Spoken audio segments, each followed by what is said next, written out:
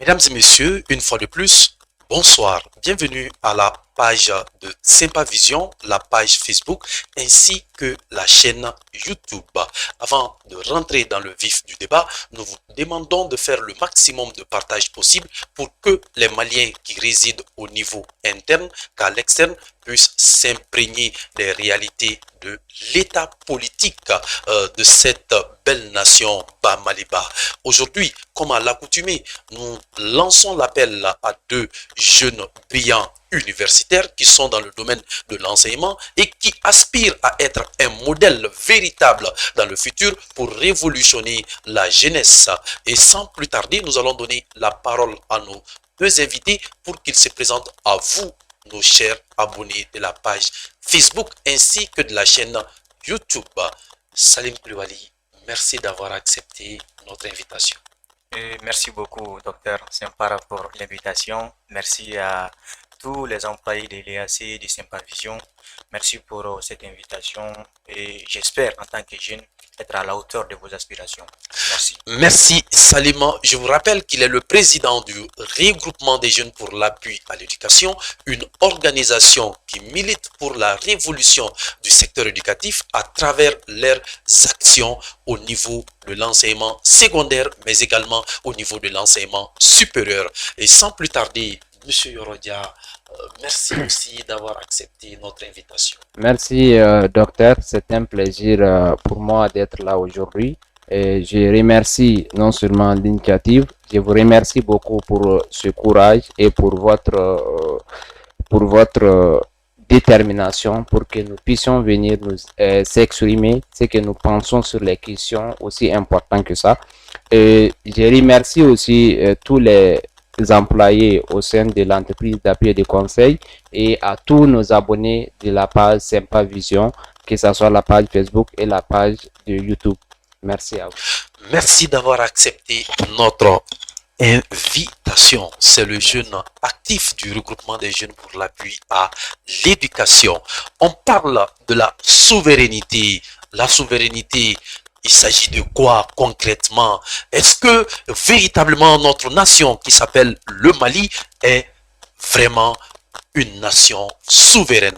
À travers cette émission, les débats qui vont tourner autour du plateau de Sympavision, vous allez comprendre la logique et la pensée de ces deux jeunes sur la souveraineté du Mali en question. Et sans plus tarder, Monsieur Salim, on parle de la souveraineté, concrètement, de quoi il s'agit? Merci beaucoup pour la question. Vous n'êtes pas sans savoir qu'actuellement, il est vraiment question de souveraineté. Dans plusieurs plateaux, on en a vraiment parlé. Et il est aussi important que les jeunes se prononcent sur ces concepts-là, sur cette expression, et disent ce qu'ils en pensent concrètement. Parce qu'ils ont aussi leur mot à dire, surtout que nous sommes dans un pays majoritairement jeune. Quand on parle du concept de souveraineté, dès l'instant que les gens abordent le concept de souveraineté, on pense automatiquement aux quatre fonctions régaliennes de l'État, à savoir la défense, la monnaie, la diplomatie et la justice. Voilà, donc quand on parle de souveraineté seulement, ce sont les concepts qui nous viennent directement à la tête, à l'esprit. Donc la souveraineté par définition, si on essaie de contextualiser, par exemple, le Mali est un pays souverain, on va dire comme ça, si et seulement si les Maliens ont la capacité de décider pour eux et par eux-mêmes. Là, c'est un peu ma définition de la chose. Sinon, Jean-Jacques Rousseau, selon la conception de Jean-Jacques Rousseau, la souveraineté relève fondamentalement du peuple. C'est le peuple qui décide de cette souveraineté. En gros, souveraineté, ça veut dire en quelque sorte indépendance, ça veut dire autonomie, ça veut dire tout simplement le droit pour un peuple, pour un pays de décider, d'exercer son autorité sur son peuple sans aucune ingérence extérieure. Que les Maliens aient le droit de décider des politiques de développement qu'il faut sans qu'on ne nous impose d'autres politiques. C'est un peu ça ma conception de la chose en ce qui concerne le concept de souveraineté. Merci pour cet éclaircissement. Nous vous demandons de faire le maximum de partage possible pour que les Maliens puissent s'imprégner des réalités de la souveraineté. Et parlant de ça, Yorodia, qu'est-ce que vous avez à ajouter? Et à partir d'une de ces réponses, je m'en vais répondre pour poser la question, est-ce que concrètement, dans sa définition où il relate le Mali, où les Maliens ont la possibilité de décider par eux-mêmes et pour eux-mêmes en question, est-ce que réellement les Maliens peuvent décider leur sort? Merci, docteur, pour la question. Et comme il a si bien dit, la souveraineté parle sur beaucoup de choses, sur beaucoup d'aspects. Comme il a si bien dit, il y a la défense, il y a la monnaie. Donc tout ça là s'implique dans la souveraineté. Maintenant, partons dans l'historique. Pourquoi c'est en 2023 que on parle de la souveraineté au Mali? Moi, j'aime le dire. Parce que pourquoi c'est en 2023 qu'on veut célébrer la souveraineté retrouvée? Et toutes ces années passées, est-ce que le Mali n'avait pas la souveraineté ou bien c'est quoi? Maintenant, si on essaye de contextualiser, de regarder la souveraineté sous cet angle, on dira que bien vrai que c'est le peuple qui doit dire, c'est le peuple qui décide de la souveraineté, mais lorsqu'on regarde cette souveraineté, je pense que le gouvernement de la transition malienne s'est beaucoup focalisé sur les sanctions qui étaient imposées sur le Mali, dont les Maliens se sont mobilisés et les syndicats, tout le monde a laissé ce qu'il voulait et pour soutenir ce pays. Donc nous avons décidé de cette journée comme souveraineté. Sinon, en réalité, lorsque nous prenons tous les aspects de la souveraineté, même si le Mali a retrouvé sa souveraineté sur certains plans, parce que lorsqu'on prend sur le plan international, aujourd'hui, le Mali prend ses décisions. C'est quand même quelque chose qu'on a constaté, surtout avec cette transition. Sur le plan international, le Mali prend ses décisions face à l'ONU, face à toutes ces organisations et face aux pays aussi, les pays qui sont des pays puissances étrangères qui avaient une influence sur les décisions au Mali. Aujourd'hui, le Mali prend ses décisions et je pense que ça fait partie aussi de la souveraineté, même si d'autres aspects sont à revoir, tels que la monnaie. Aujourd'hui, lorsque nous essayons de voir sur la question de la monnaie, le Mali ne peut pas parler de souveraineté. Donc, je pense que la souveraineté est quelque chose, nous sommes sur la voie, mais on n'est pas à 100% cette souveraineté retrouvée.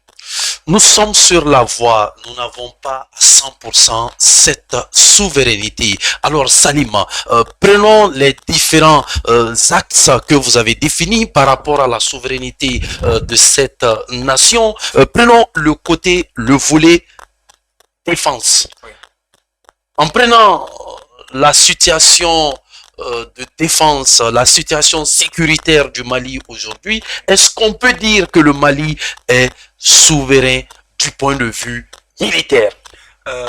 C'est une question pertinente et qui mérite vraiment, vraiment beaucoup de réflexion. Parce que nous sommes dans un moment où on parle de montée en puissance de l'armée malienne. Chacun, bon, les gens, certains y croient, d'autres n'y croient pas. En tout cas, c'est une question vraiment pertinente. Mais avant de répondre sur cette question, moi, je voudrais réagir un peu par rapport à ce que mon cher ami a dit. Et concernant la souveraineté, parce qu'il faut d'abord faire la part des choses. Il faut faire un distinguo entre la souveraineté nationale et la souveraineté internationale. Là, c'est très important. Parce que là, quand il parle de souveraineté nationale, parle d'abord de la défense. Il faut que notre État soit en mesure d'assurer la protection des personnes et des biens qui se trouvent dans les pays. Ça, c'est très important. Assurer la protection des personnes et de leurs biens au Mali. Est-ce qu'actuellement notre État est en mesure d'assurer cette protection-là à travers la police, à travers les agents de la protection civile? Ça, c'est le premier volet sur lequel repose cette souveraineté nationale. Maintenant, le deuxième volet, c'est quoi? C'est le volet justice. Est-ce que notre État est en mesure d'assurer la justice sur toute l'étendue du territoire? Il y a ça aussi. Jusqu'à présent, il y a des zones au Mali qui n'ont pas de justice. Et il y a plusieurs personnes qui ont été arrêtées jusqu'à présent qui n'ont pas été jugées. Il y a tout ça qu'on doit prendre en compte. Le troisième volet, ça c'est le volet monétaire comme il l'a dit. C'est très important. Pour qu'un pays soit souverain monétairement, il faut que ces pays-là aient la capacité de battre, de gérer et de contrôler sa propre monnaie. C'est pour cela qu'on peut parler, c'est dans ce contexte-là qu'on pourra parler de souveraineté nationale. Mais il faut aussi souligner qu'il y a une souveraineté internationale. Et cette souveraineté internationale repose sur deux volets essentiels. Le premier volet, c'est aussi le volet de la défense. Parce que nous avons parlé dans la souveraineté nationale des volets défense, mais on a parlé de la police et de la protection civile pour assurer la sécurité des personnes et de leurs biens. Mais il y a aussi le volet international qui est très important. C'est l'armée, notre armée, qui doit nous défendre, qui doit nous protéger contre les invasions extérieures. Que ce soit les terroristes ou que ce soit un autre pays qui décide de nous attaquer. Ça, c'est très important. Il faut que nous ayons une armée forte et actuellement, nous sommes tous convaincus. C'est pour cela que c'est ce qui m'amène d'ailleurs à rebondir sur votre question pour parler de notre... L'exploit. Voilà. De la réalité même de l'existence de notre souveraineté militaire, on va dire comme ça. Et je pense que sur le plan militaire, il n'y a vraiment pas de débat en fait. C'est vrai que l'intégrité territoriale n'est pas assurée, on est d'accord. C'est vrai que jusqu'à présent, dans certaines zones, l'insécurité règne. Mais lorsqu'on essaie de faire une comparaison de 2013 jusqu'à maintenant, ou bien de l'arrivée de ces autorités de la transition jusqu'à maintenant, on voit qu'il y a eu beaucoup d'exploits, comme vous l'avez dit. L'armée est montée en puissance et l'achat des équipements militaires est vraiment une preuve palpable pour montrer, pour confirmer en réalité la montée en puissance de notre armée et pour confirmer notre souveraineté sur le plan militaire. Même si la sécurité n'est pas assurée sur toute l'étendue du territoire. Merci pour cet éclaircissement. Yorodia, compte tenu de ces interventions, est-ce qu'il peut y avoir probablement voilà, une complicité de votre argument par rapport à son argument? Oui, lorsque nous essayons de voir ce qu'il a dit, c'est très important. Il y a la souveraineté nationale, il y a la souveraineté internationale. Maintenant, si nous prenons même la souveraineté nationale, par exemple, la défense de la patrie, c'est quelque chose qui est très important. Et quand nous prenons dans ce pays aujourd'hui, il y a d'autres puissances étrangères qui sont présentes dans ce pays pour nous aider à lutter contre le terrorisme. Donc, je pense que ce sont des choses, comme je l'avais dit dans la première intervention, la souveraineté, nous sommes sur la voie. Parce que il y a beaucoup de volets. Il a parlé du volet de justice. La justice aujourd'hui, n'oublions pas. Concernant, on va revenir sur la justice là maintenant. Concernant la défense, est-ce que vous partagez les mêmes idées que lui? Oui, concernant la défense, je partage les mêmes avis Mais que lui. peut-on parler de la souveraineté militaire pendant que certains Maliens au niveau de Kidal sont toujours exposés aux djihadistes? Oui, c'est ce que j'ai dit. C'est pourquoi j'ai dit que aujourd'hui, la souveraineté dont nous parlons, c'est en cours. Ce n'est pas fini. C'est-à-dire qu'il y a beaucoup de volets. Quand nous prenons la défense, la souveraineté est en cours parce que l'armée, on dit chaque fois, l'armée monte en puissance. Il y a certaines zones qui ont été récupérées. Donc, je pense que c'est sur la voie. Mais on ne peut pas parler de souveraineté retrouvée au niveau de la défense aujourd'hui. Là où nous sommes, la souveraineté n'est pas retrouvée à 100% sur la question de la Et défense. si on prend les répliques de l'intervention voilà. de Yorodia, ça peut compromettre toi tes arguments avancés. Est-ce que concrètement aujourd'hui on peut parler de la souveraineté totale du Mali du point de vue militaire, étant donné que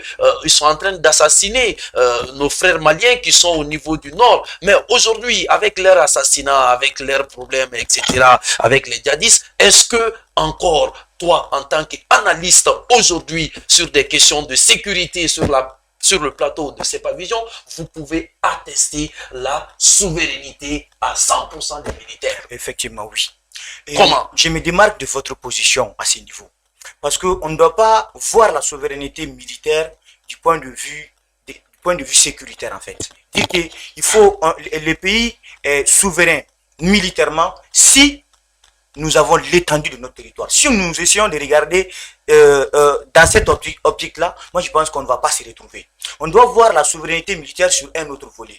Le fait que notre armée a le droit maintenant, a la capacité de se rendre partout où elle veut aujourd'hui au Mali. Partout. Même à Kidal, notre armée se trouve maintenant. Il n'y a aucune région au Mali, que ce soit à Bamako jusqu'à Kidal, aucune région au Mali où notre armée ne peut pas se rendre. Ça, je pense que ça, c'est une preuve palpable pour dire qu'aujourd'hui, sur le plan militaire, nous sommes souverains et nous pouvons faire mieux jusqu'à présent. Parce qu'il faut comprendre que Et là où l'armée n'est pas présente, pourquoi l'armée n'est pas présente? L'armée est présente partout. Mais nous avons aussi un problème d'effectifs. Il faut prendre ça en compte. Oui. Voilà, nous avons un territoire de 1 241 238 km². Oui. Maintenant, l'effectif de notre armée ne nous permet pas de représenter l'armée partout. Mais quand même, vu les nouveaux équipements que nous avons acquis ces derniers temps, notre armée essaie de faire de son mieux pour assurer la sécurité. Mais nous, en tant que Maliens, nous ne devons pas adopter je sais pas, nous ne devons pas émettre des avis qui découragent l'armée en fait. Disons que l'armée est militairement souveraine plutôt, grâce à sa capacité, grâce au dévouement, grâce aux actions qu'elle mène sur le terrain. Elle peut aller partout où elle veut. Plusieurs terroristes ont été neutralisés ces derniers temps. Et jusqu'à présent, c'est notre armée qui remporte les victoires sur le terrain. C'est sûr que dans quelques mois, dans quelques années, on va mettre fin à cette guerre. Maintenant, parlant de la souveraineté du point de vue justice, est-ce que le Mali est une nation souveraine du point de vue justice? Oui, c'est ce que j'ai dit. Lorsque nous prenons même la question de la justice, je ne sais pas si vous êtes au courant, la semaine passée était la semaine ouverte au niveau de la justice. Et les gens ont beaucoup parlé sur la justice malienne. Parce que quand nous prenons cette justice au Mali, c'est une justice d'où on dirait que ce n'est pas une justice, c'est-à-dire indépendante. C'est-à-dire on dirait que c'est une justice qui dépend du gouvernement ou bien des pouvoirs du plus fort, on dirait. Donc, et si nous prenons dans ce pays, il y a beaucoup de zones où il n'y a pas de la justice malienne, où c'est des gens, si nous prenons par exemple au nord, à Kidal, Gao, dans beaucoup de zones aujourd'hui, ce ne sont pas l'État malien ou bien ce ne sont pas des justices maliennes qui gouvernent là-bas. Ce sont des groupes armés qui sont présents sur ce territoire et qui sont en train de gouverner leurs lois. Donc, on ne peut pas parler de souveraineté, à mon avis, de souveraineté. Même ce que Salim a dit. Moi, je pense que si on parle de la souveraineté, il faut que l'intégrité du territoire soit, c'est-à-dire dans nos mains, que ce soit avec l'armée, que ce soit avec la justice, que ce soit dans tous les volets. Merci. Salim, qu'est-ce que vous avez à ajouter par rapport à la souveraineté du point de vue justice? Du point de vue justice, aujourd'hui, lorsqu'on essaie de faire un constat, je pense que la justice malienne ne répond pas aux aspirations du peuple malien. Ça, c'est sûr. Qu'est-ce qui te fait dire ça? Aujourd'hui, on vient de voir, il n'y a même pas une heure, et la justice, avec l'affaire de Dengoro concernant, enfin, avec les jeunes pauvres là qui donnaient leur épargne à ce monsieur, qui est aujourd'hui arrêté. Et il avait demandé une liberté provisoire. Je ne pense pas si cette liberté provisoire avait été acceptée. Parce que ces gens-là, les plaignants pensaient que la justice allait être achetée d'une manière avec peut-être 2 millions ou 3 millions, 4 millions comme ça. Et aujourd'hui, compte tenu de ces constats, peut-on concrètement parler de la souveraineté de la justice au Mali? Tout ce que vous venez d'avancer, je n'en disconviens pas en fait. Mais parallèlement, il y a beaucoup d'autres personnes qui ont été arrêtées, qui sont enfermées aujourd'hui, mais qui n'ont pas été jugées jusqu'à présent. Il y en a beaucoup. Jusqu'à présent, l'ancienne ministre de la Défense, autant d'Ibrahim Boubacar Keïta. L'économie des finances, voilà, jusqu'à présent, son jugement n'a pas été fait. Elle est toujours, je sais pas. Elle a été arrêtée avec Boubé, non? Oui, avec Boubé. Boubé est même décédé sans que la justice n'ait tranché ces dossiers-là. Donc il y a beaucoup d'autres dossiers qu'il faut, dossiers, on va dire formels. Il y a beaucoup de dossiers publics que les gens sont au courant, qui n'ont pas été jugés. Il y en a une panoplie qui n'ont pas été jugés. Il y en a beaucoup. Donc aujourd'hui... Mais est-ce que concrètement, si on prend même à l'échelle internationale, c'est-à-dire moi je pense que la justice évolue en fonction du sens du pouvoir en place. Parce que à ce niveau, moi je pense que nous sommes dans un pays Est-ce qu'on peut gouverner, même dans les pays démocratiques, est-ce que réellement on peut mieux gouverner c'est-à-dire en opposition avec la justice en question? Non, c'est pas une opposition. Parce que vous savez, tous les décideurs qui sont au niveau de la justice, qui prennent des décisions de condamnation, etc., ont tous été nommés par le pouvoir en place. Est-ce que ces gens-là, même dans les pays développés, peuvent concrètement défier en question l'autorité en place? Je suis d'accord, vous avez raison sur ce point. Mais dans la démocratie, il y a un principe. Ça, c'est le principe de la séparation des pouvoirs plutôt. Il ne faut pas que le pouvoir exécutif le pouvoir exécutif impose ces décisions au pouvoir, judiciaire. Ça, c'est très important. Et aujourd'hui, au Mali, c'est ce constat que nous faisons, en fait. Si vous voyez qu'il y a beaucoup de personnes qui n'ont pas été jugées, c'est jusqu'à présent, il y a d'autres mains, il y a une main invisible derrière qui est en train d'empêcher le jugement de ces choses-là. Tout ça doit être clarifié pour que nous ayons une justice compétente, une justice souveraine et pour que nous puissions parler d'un Mali souverain sur le plan juridique. Ça, c'est très important parce que c'est conforme à l'un des principes de la démocratie. Et si nous voulons redorer les blasons de notre démocratie, il faut forcément qu'on essaie de revoir ces points-là. Bien, parlant de la souveraineté du point de vue diplomatique, voilà, quelle lecture faites-vous par rapport à la diplomatie malienne ou à l'échelle nationale qu'internationale? Merci, docteur, pour la question. Si nous prenons sur le plan international aujourd'hui, quand même sur le plan international, je pense que le Mali est en phase, c'est-à-dire d'une souveraineté retrouvée. Parce que des sanctions de la CEDEAO et de l'UEMOA, alors que ces sanctions, surtout ces sanctions, parce que ces sanctions, lorsque nous essayons de voir, ces sanctions n'existent pas dans les textes de la CEDEAO ni de l'UEMOA. Et ils ont imposé ces sanctions sur le Mali. Ça, c'était en violation de leurs textes eux-mêmes, la CEDEAO et les pays aussi qui les ont soutenus, tels que l'Union européenne, l'Union africaine et les pays qui étaient derrière ça. Donc le Mali a pris le courage, le gouvernement malien a pris le courage de riposter à ces sanctions illégales et illégitimes. Je pense que sur le plan international, le Mali prenait ses décisions en tant qu'un État. Donc je pense que sur le plan international, le Mali, on peut parler d'une souveraineté retrouvée. Bien, Salim, partagez-vous cette idée et j'aimerais que vous rebondissiez à partir de l'apparition miraculeuse de cette dame du nom de Aminata Diko, oui, qui représentait la société civile, peut-être un mouvement de la société civile fictive. Moi, je voudrais revenir un peu en arrière. Avant de parler d'Adam Diko, je pense qu'on doit... Non, pas Adam Diko, Aminata Diko. Ah, Aminata Diko, d'accord, oui. Autant pour moi. En fait, et qui parle d'abord de souveraineté sur le plan diplomatique, parlera d'abord en premier lieu du discours du Premier ministre Choguel Maïga.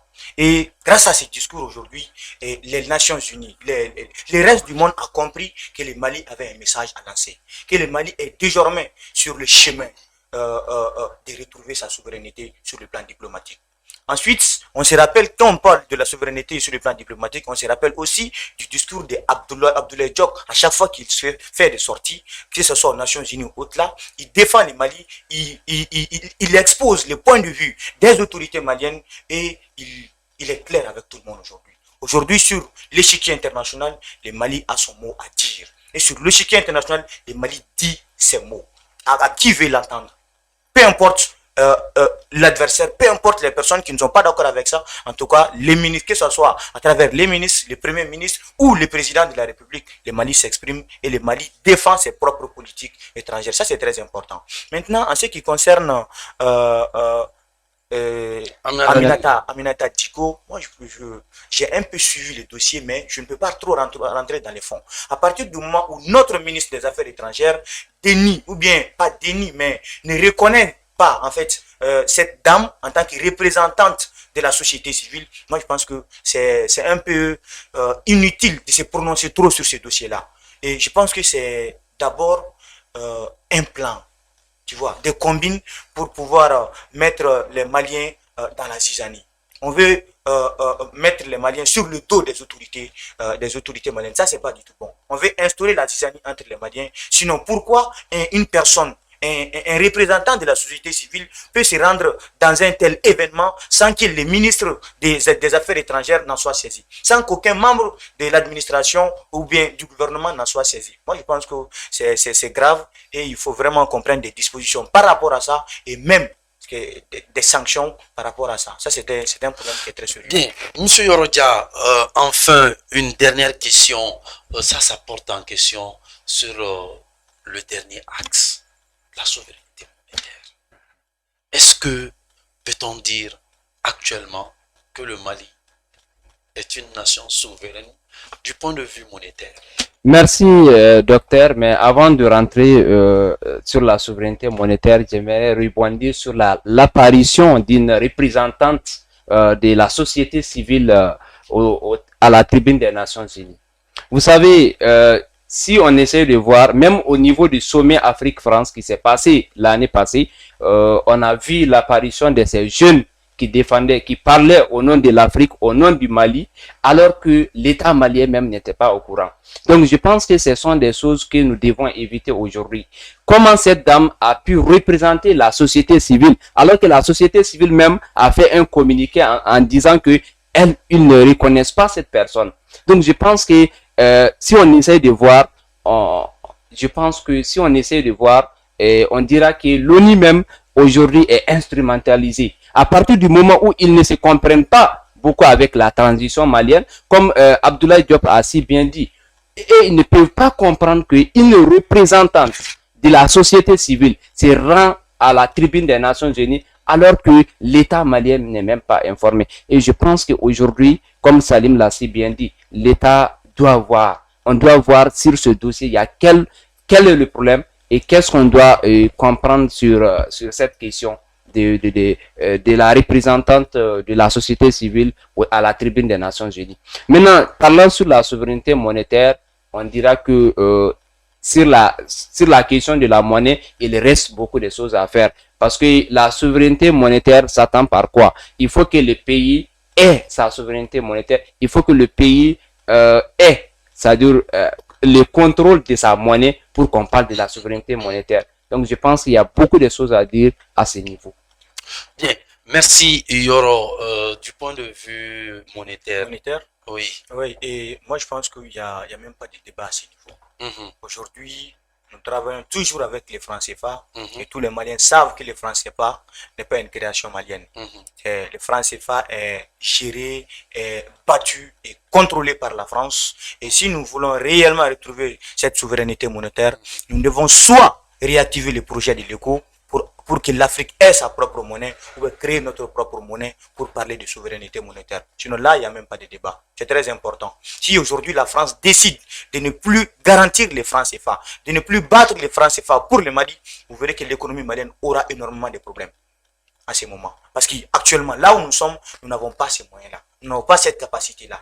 Donc il faut vraiment qu'on essaie de réfléchir à ça depuis maintenant. Sinon, si ces autorités, ces Français-là décident de mettre en œuvre je ne sais pas comment est-ce qu'on va dire, décident de mettre en œuvre ces mesures, je pense que ça va fragiliser notre économie et ça va nous ralentir quoi, en fait.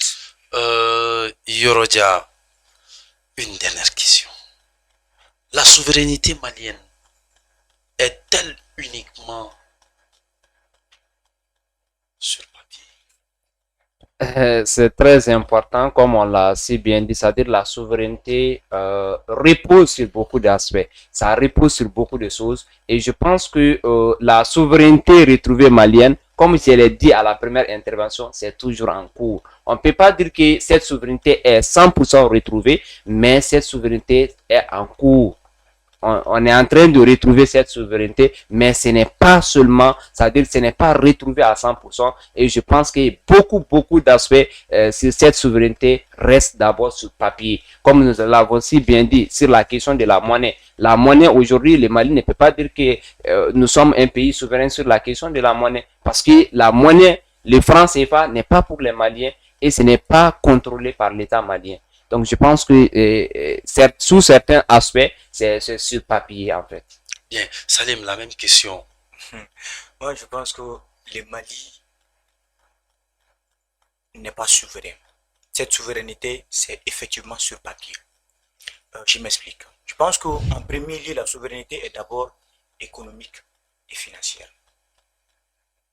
Aujourd'hui, nous sommes dans un contexte de déficit budgétaire. 2022, déficit budgétaire. 2023, déficit budgétaire. Et lorsque vous regardez les autres années, c'était toujours le cas. Dans un pays où nous sommes toujours en déficit, ça veut dire que nos ressources là, nos impôts, les recettes fiscales et autres là, ne suffisent pas du tout à combler, à compenser nos dépenses. Donc nous avons besoin des partenaires extérieurs. Nous avons besoin de l'extérieur. Alors que notre politique diplomatique fait tout pour, pas pour nous isoler, mais pour quasiment nous isoler. C'est ce que moi je vais dire. C'est très important. Donc économiquement, nous ne sommes pas souverains. Et si économiquement, vous n'êtes pas souverain, vous ne pouvez pas prétendre à la souveraineté intégrale, effective. Ça, je ne serai jamais d'accord avec ça. Prenons l'exemple sur un chef de famille. Un chef de famille qui n'arrive pas à donner les frais de condiment. Il ne peut pas assurer son autorité. Il ne peut pas exercer son autorité sur les membres de la famille. Parce qu'à partir du moment où toi, tu n'es pas à mesure de nourrir tout le monde comme il le faut, de satisfaire les besoins de tout le monde comme il le faut, de nourrir les uns et les autres, les membres de la famille, tu ne peux pas te prétendre chef et essayer d'imposer une certaine autorité sur ces personnes-là. C'est très compliqué. Et le Mali se trouve dans ce contexte-là. Donc les autorités de la transition, au lieu de jouer sur les slogans, parce que le concept de souveraineté retrouvée, je ne sais pas s'il y a une question qui porte sur ça, mais je voudrais m'y prononcer. C'est très important. On a parlé du concept de souveraineté retrouvée. Moi, je pense que c'est juste un slogan. Ce n'est pas un fait. C'est un slogan. C'est un slogan, pourquoi? D'abord, regardez la date qui a été choisie, le 14 janvier. Le 14 janvier n'a pas été choisi de façon fortuite, anodine.